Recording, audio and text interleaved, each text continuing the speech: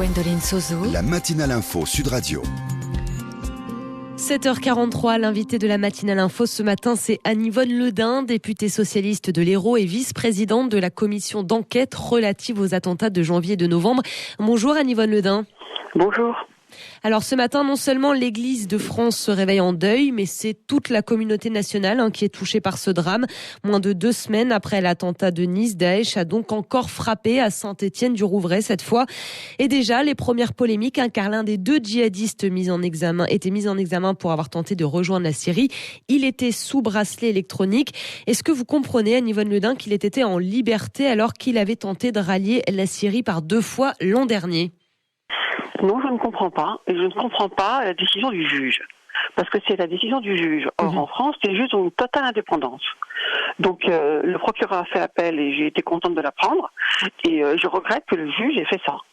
Je trouve que c'est irresponsable et je le dis. Et ça, vous avez d'autres situations en tête où cela arrive ?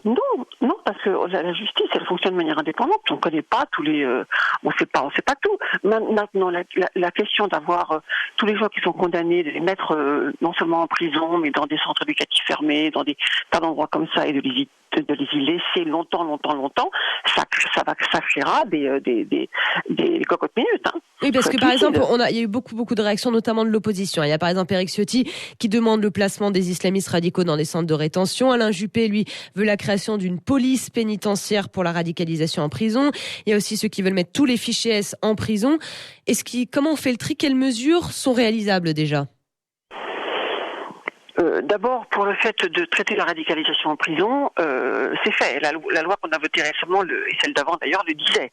C'est-à-dire, elle mettait le renseignement pénitentiaire sous la responsabilité, certes, du ministère de la Défense, du ministère de la Justice, mais une obligation d'information au ministère de l'Intérieur. C'était pas le cas avant. Et ça, on l'a fait. Et ça n'a pas été un débat facile. Mais ça a été fait. Donc, ça, c'est fait. Donc Juppé, en l'occurrence, il faudrait que ses collaborateurs lisent le travail qui a été fait. La deuxième chose, c'est mettre tous les fichiers S. Alors les fichiers S, c'est des gens qu'on soupçonne de. Tout à fait. Et est-ce qu'on va mettre les gens en prison pour un soupçon ? Et où on commence et où on s'arrête ? C'est la question de l'état de droit qui se pose ici. C'est la question de l'état de droit. Et état de droit, c'est ça que ça veut dire. Moi, je regrette un petit peu qu'on utilise ce mot en permanence. À longueur de temps, c'est fini par perdre son sens. Mais état de droit, ça veut dire qu'on ne peut pas mettre les gens en prison parce qu'on en a envie. Il faut quand même qu'il y ait un délit. Alors, celui qui a été libéré, qui était sous bracelet électronique, Adel Kermiche, 2 fois, il avait tenté de partir et que il nous avait été renvoyé gentiment par l'Allemagne, par exemple.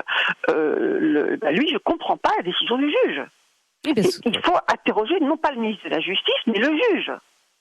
Et il va être interrogé, ce juge ? Je ne sais pas. Dans le cadre de l'enquête, oui.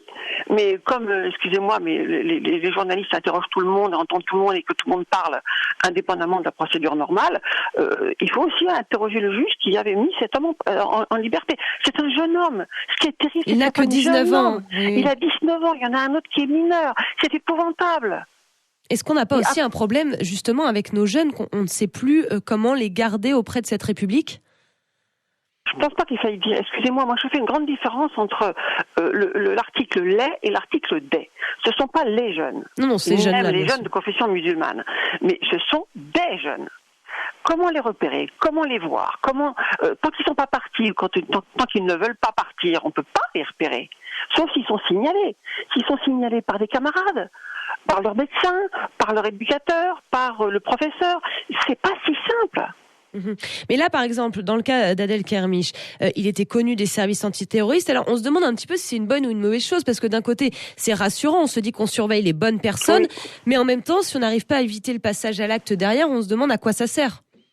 Ah ben si, ça sert quand même. Alors, on en empêche plein. On empêche plein d'actes. Malheureusement, il y en a. Que voulez-vous faire ? On ne peut pas mettre un policier devant chaque église, chaque mosquée, chaque temple, chaque salle de réunion, voire chaque maison. La grande question, c'est ça. Est-ce qu'on peut mettre des policiers ou l'armée partout ? Non. Est-ce qu'on peut surveiller tout le monde ? Non.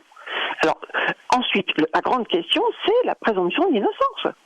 Donc, un fichier S, s'il n'est jamais fait le moindre acte, si c'est juste un type qui transporte des valises, comme on disait dans le temps, comment voulez-vous faire ? Donc alors bien sûr que c'est la guerre, mais la guerre n'autorise pas tout. D'ailleurs, dans les états de guerre en France, au moins c'est tout autorisé. Je pense à la guerre de 40, voire à la guerre d'Algérie. Il y a eu des horreurs qui ont été perpétrées. Ce que vous nous dites ce matin, Yvonne Le Dain, c'est qu'il faut rester très vigilant sur ces questions-là. Il faut être très attentif, très vigilant. Il faut que chacun de nous, il faut qu'on sache. C'est ce qu'a dit en Allemagne, par exemple, où il s'est passé des choses horribles aussi récemment. Il y a un monsieur qui a été interrogé en radio-trottoir, qui était américain, et qui a dit, mais vous savez, aux États-Unis, nous, c'est tous les jours que ça arrive. Et c'est pas du terrorisme. Hein. Il y a tellement de flingues partout aux États-Unis qui tirent sur tout le monde.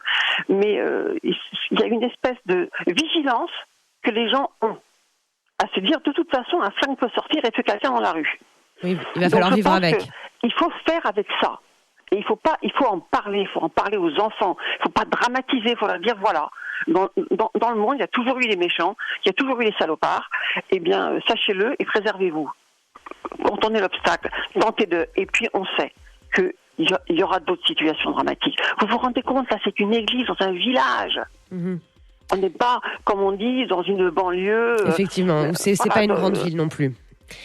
C'est pas une grande ville. Et vous avez vu le sens des responsabilités, le courage, l'honneur de ce maire.